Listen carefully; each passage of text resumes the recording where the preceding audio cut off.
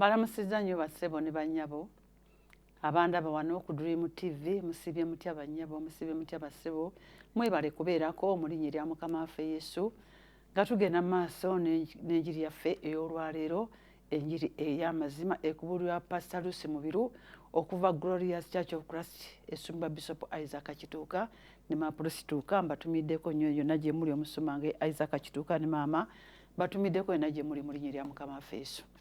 Kale katusabe taata nkwebaza olunaku lwaleero kwebaza omwoyo omutukuvu ng'oli wamu naffe olero mu kifo kino twala ekitiibwa omwoyo omutukuvu otwala obuyinza byonna mu linnya erya Mukama waffe Yesu leka abeerewo ekisa eky'okusumulwa n'okuwonyezebwa n'abantu bategere Kristo mu linnya erya Mukama waffe Yesu Kristo tusabye amiina.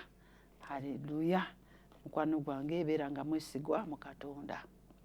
Mukama waffe yeebazibwe beeranga mwesigwa obwesigwa obwo bwonna bwonna mu ntambula yonna weesige Katonda mu linnya erya Mukama waffe Yesu. Buli weesiga Katonda ebintu bikwanguyira. Buli weesiga Katonda abeera wamu naawe. Naye obwesigwa bwo tobweteekanga mu ggwe wekka. Teweesigama ku bwesigwa bwo nga ggwe omwana w'omuntu. Omwana w'omuntu abeerako owookoma, obeerako okulemererwa. Buli kintu kyokola tokikola ku kwesigamwako nga ggwe naye weesigame Katonda aba weesige Katonda munduza bwe mba njogera naye teweesigama kutegeerako. Okutegeerako kubaako we kukkomya ate okutegeerako tekuba ku ggwe wekka omubiri gwokka guyinza okukutegeerera okiraba. Olumu n'ekyokubiri eno yeekaalu gy'olaba etulamu emyoyo ebiri ogwa Katonda bw'oba ogumuwadde gushautinga nnyo gy'oli n'otegeera Katonda kyayogera naye ate oba ogwesigamiza ku sitaani omwoyo oli omulala oyo yasuula talina kukolera muffe naye bw'oba omukkiriza nayingira mu mulamu bwe kati mukwano gwe naye ayinza okukusuula. Mukama waffe yeebazibwe naye obwesigwa bwo n'obuteeka mu Katonda n'obwesigamya Katonda ojja kulanga ebintu byonna by'okola biri bya bwa Katonda ate tojja kutakabana nnyo bakutawaana nnyo. Kale mbadde nsaba tugendeko mu kitabo kya Ngero. Haleluya. Kitabo kya Ngero essuula 3 tubikuleko Ngero 3 obwesigwa bwaffe twesige Katonda teweesigama ku bwesigwa bw'ggwe oba ku magezi go nga ggwe omwana w'omuntu. Haleluya. Tugenda kusomako mu kitabo kya Ngero essuula 3 n'oluyo olwokutaano agambye nti weesigenga Mukama n'omutima gwo gwonna. Weesigenga Mukama n'omutima gwo gwonna. So teweesigamanga kutegeerako ggwe.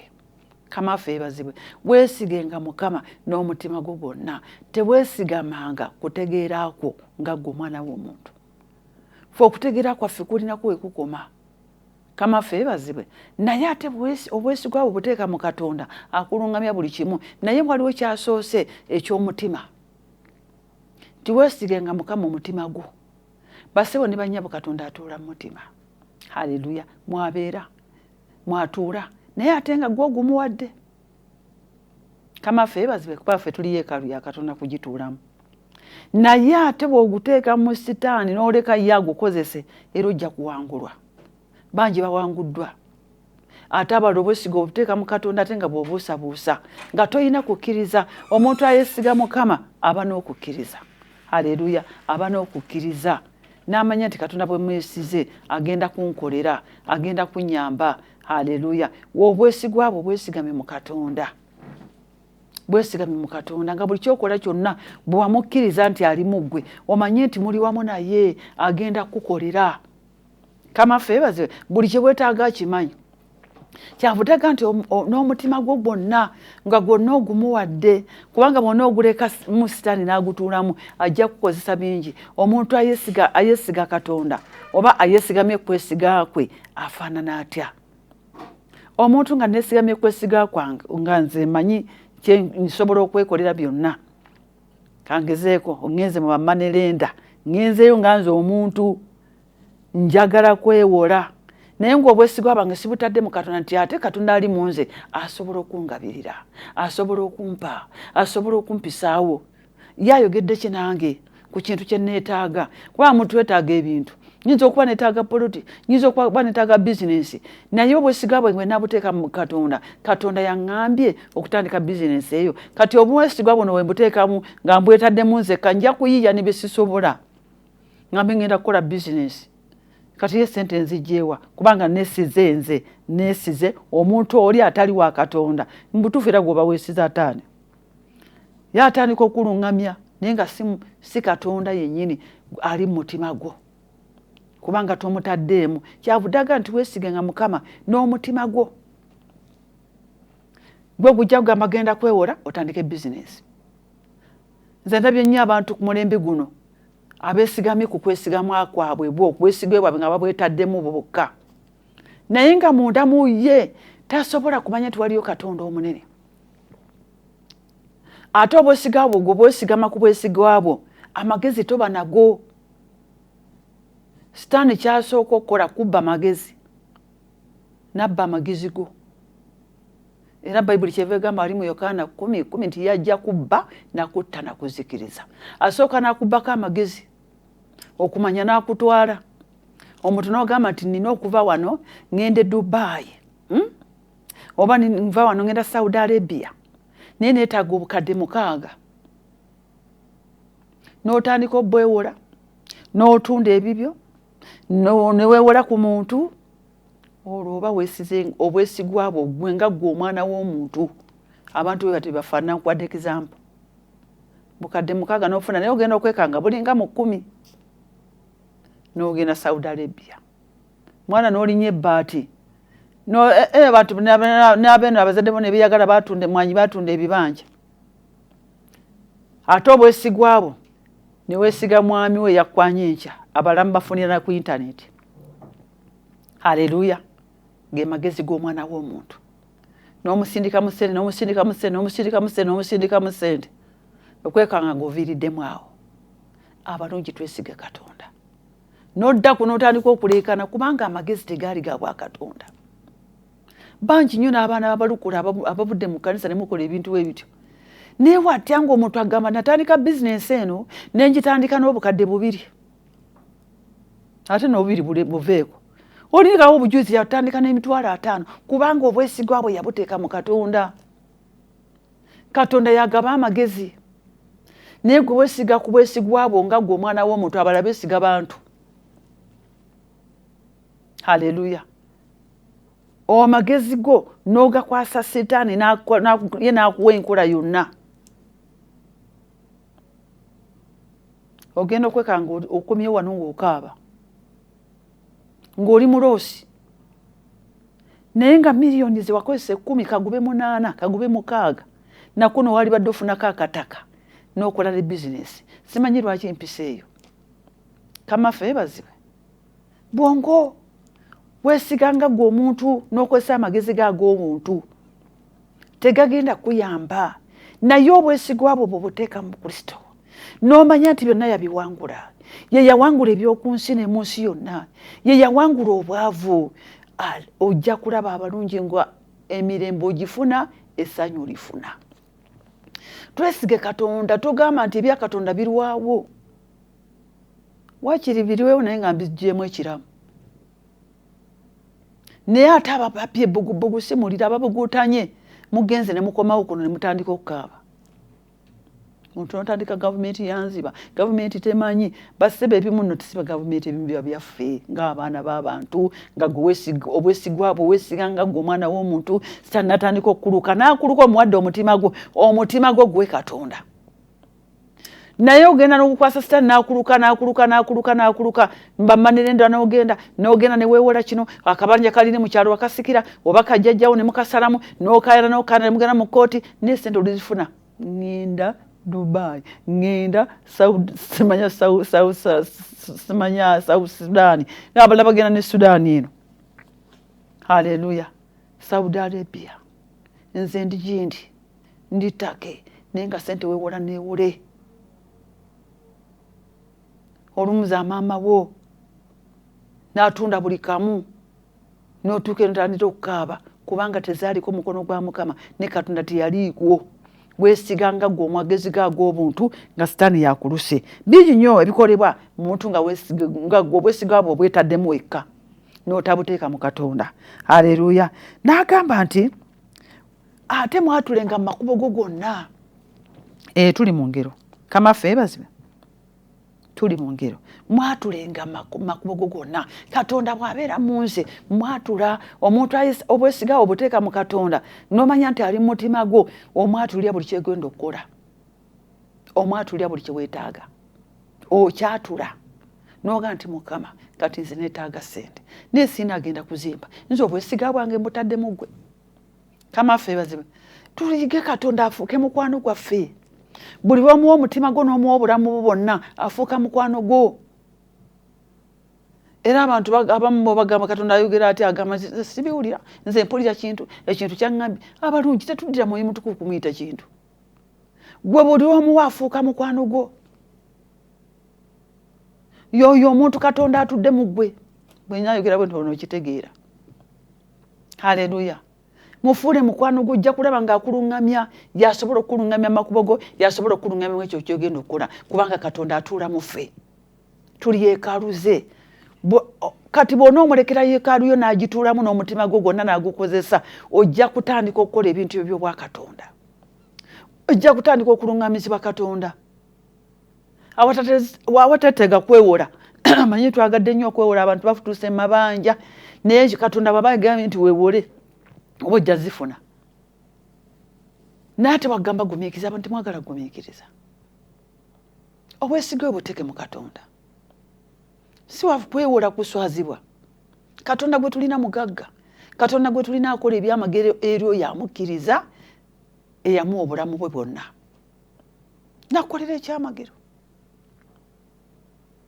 okusinga okulinnya ennyonyi mu kyamagero kya nnyonyi naye nga kyamabanja kamaffe ebazibwe obwesigwe bwatyo tandika obuteeka mu Katonda mu makubo go gonna mutegeeze mwatulenga n'oganzi Yesu wange osobola Yesu wange olina amaanyi beerakawo mu kusabako mu nnyumba yo ng'oyogera ebigambo eby'amaanyi eby'obwa Katonda ng'oyogera ekigambo kya Katonda ng'okyatula buli lwatula ekigambo kya Katonda mu maaso n'okyatula Sitaani akubeera wala Sitaani atya nnyo ekigambo kya Katonda okusinga lw'omuboggolera ennyo obwavu genda era ngenda gaggawala era ngenda kulaakulana naye ekigambo kyo ky'omugambye enjiri ey'amazima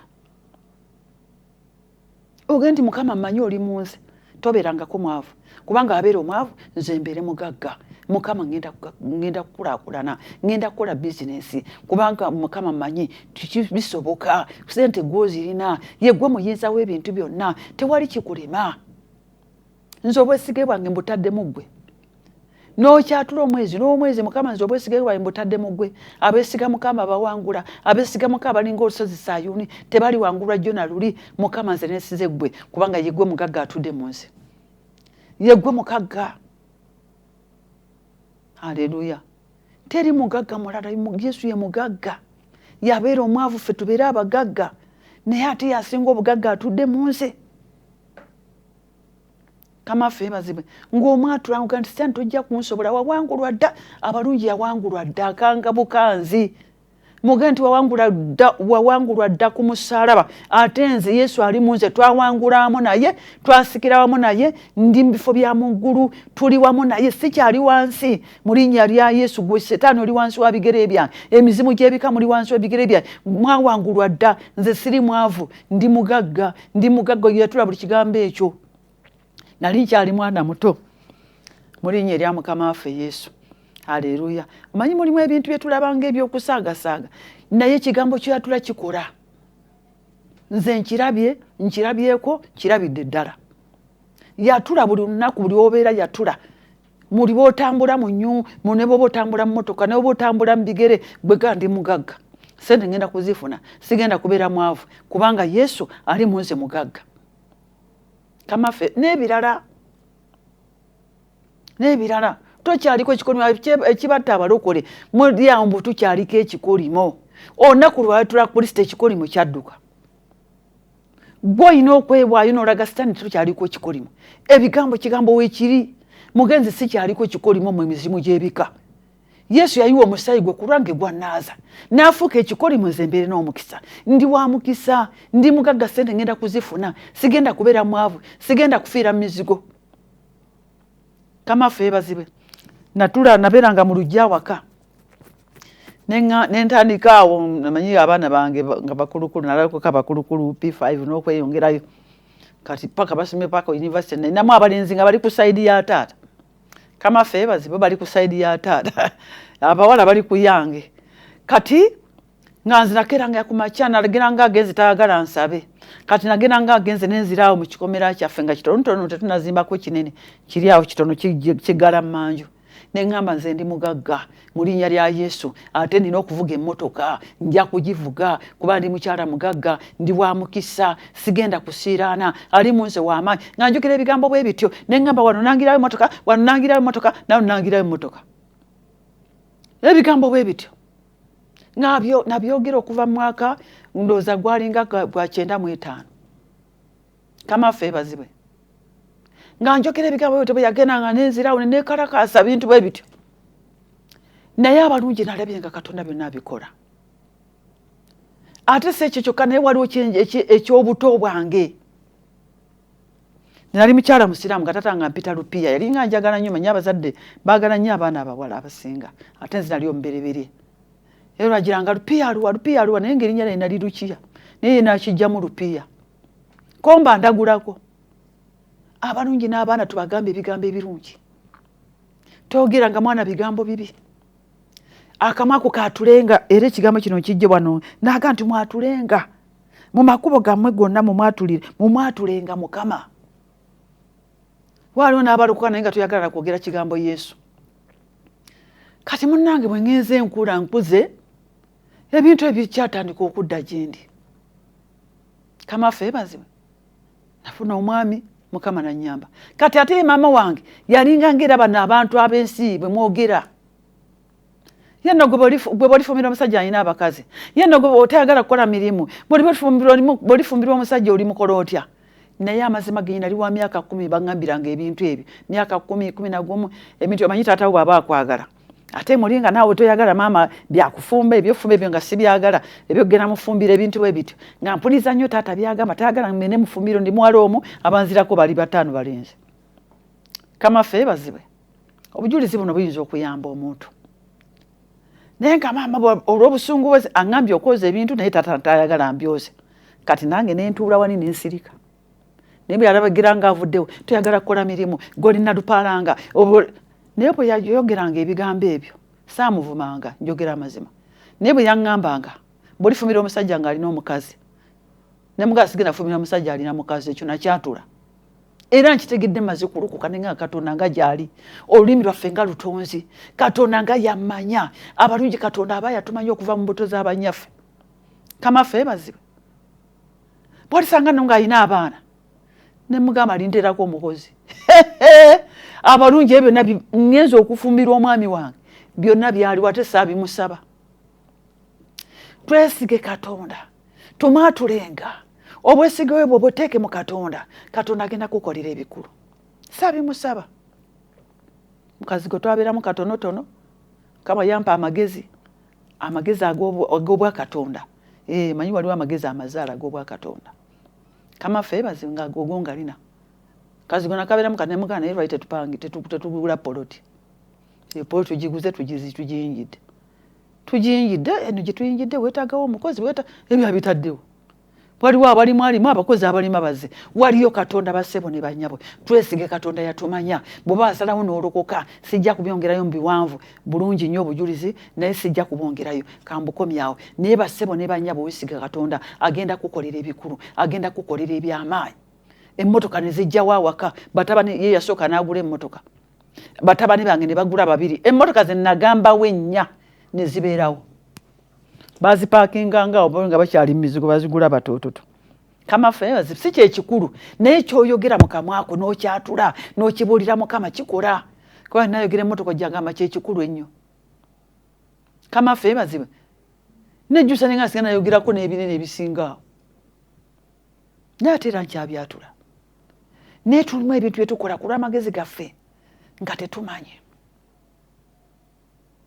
weesige Mukama n'obulamu bwo bwonna ekyobadde ogamba togenda kukiyitamu ojja kukiyitamu mwatulenga makubo go gonna n'agamba nti kale anaakuluŋŋamyanga mu lugendo lwo kola ebintu nga biri mu Katonda yakulungamya, tokola bibyo anakulungamya nga mu lugendo lwo. Nawe ogenda kutandika business, muleka kulungamya. Kamaffe yeebazibwe ne babuweereza. Nalose ngenze Masaka kubulya enjiri enkya n'otambula n'ogenda e Masaka. Manyi mulimu abeewaggula mu makyaki bwe muti n'omala mu kyaki n'omusumba utamanyi wagenze Masaka ati nze ne mubulizi wa njiri n'omugamba ye munnaffe brother ngo watulabika anti mbadde Masaka omanyi Mukama yaŋŋambye gende naye nga oba yakigambye kisabire. Omusumba mbuuziza waliwo omuvubuka omu namusanga eyo mbusimanya mbadde ku kizinga natandise ekyaki naye ogenda okwekanga ng'akulungudde emyaka gye miyerere. Ne Mukama musumba mbuulyako musumba atuulira obuweereza abalungi tulungamizibwe Katonda ali mu ffe yaba atulungamya. Ate musumba anaakola atya bw'atyo n'atuulira obuweereza bwo. Oyo sitaani yatubba obwongo, yatubba amagezi. Naye buli olungamizibwa Katonda n'okkakana maaso ga Katonda n'okola okwagala kwa Katonda, kubanga Katonda tatuli wala, ali mu ffe. Aga nti atuweereza Omwoyo Omutukuvu, oyo atuyigirize byonna, atubuulire byonna, naye n'Omwoyo Omutukuvu tomuwulidde. Olungamizibwa birooto. Ebirooto birungi era kuba kwogera kwa Katonda, naye olumu okiroota nga tekinnabeerawo. Nze naloota dda nga ndi oba sinaba nakulokoka nga nvuga emmotoka. Myaka emeka saafaayo nakubisabira, naye olw'okwagala kwa Katonda era nakituukiriza ng'emmotoka njirina. Kati abalungi twagale Katonda, ebirooto si kyekituukirawo ssaawa eyo. Mulimu ekyo ojja okutuukirawo awo, mulimu ekyo ojja okulwawo, mulimu ekyo ojja okutuuka ng'olabye ne ku muzzukulu. Haleluya! Kamaffe yeebazibwe. Katusomereyoko ekyawandiikibwa ekirala. Tubadde mu ngero n'eyomusanvu katudusome olunyiriri. N'agamba tobanga n'amagezi mu maaso go nga ggwe. Kye twatandikiddeko eri ku lunyiriri olusooka. Tobanga n'amagezi mu maaso go nga ggwe, naye ttanga Mukama ofenga mu bubi. Obubi bwe buleese obuzibu ne buziba Katonda amatu n'atawulira kye tumugamba. Oyina obubi bwe bwesigaliza nga ggwe. Katonda tomwesize gye bakuzza gy'odda.